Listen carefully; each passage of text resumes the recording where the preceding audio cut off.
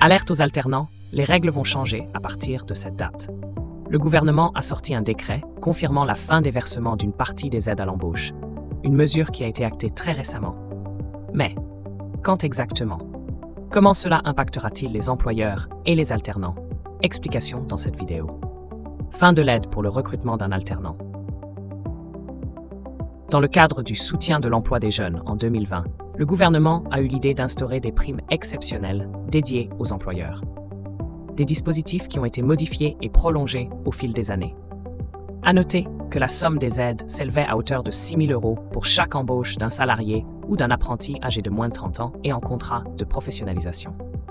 Mais la donne a changé. Le gouvernement a décidé de faire disparaître cette aide, et ce depuis le 1er mai dernier.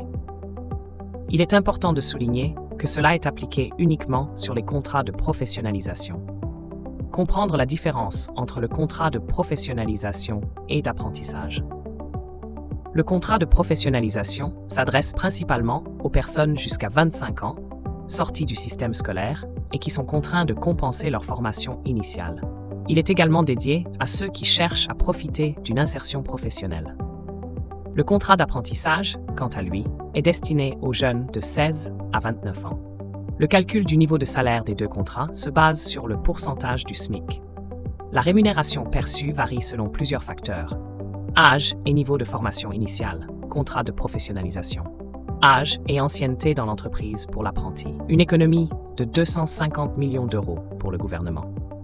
Depuis la hausse du déficit public à 5,5% en 2023, le gouvernement cherche tous les moyens pour faire des économies et établir des mesures pour la réduction des budgets de l'État. Il prévoit d'ailleurs de réaliser 10 millions d'euros de coupes budgétaires cette année. Dans cette optique-là, il a décidé de s'attaquer à l'aide à l'embauche susmentionnée. Cette suppression devrait permettre de générer jusqu'à 250 millions d'euros d'économies. Pour se justifier, Catherine Vautrin, la ministre du Travail, a expliqué que cette aide n'existait pas avant la pandémie du Covid-19. La suppression enclenchée serait, selon elle, une mesure de normalisation. Cette nouvelle ne signifie pas que les entreprises ne doivent plus embaucher des alternants.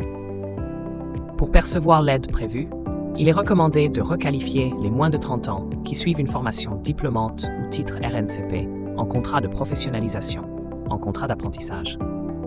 Cela permet d'ailleurs de préparer les plus jeunes à un marché de travail en pleine évolution.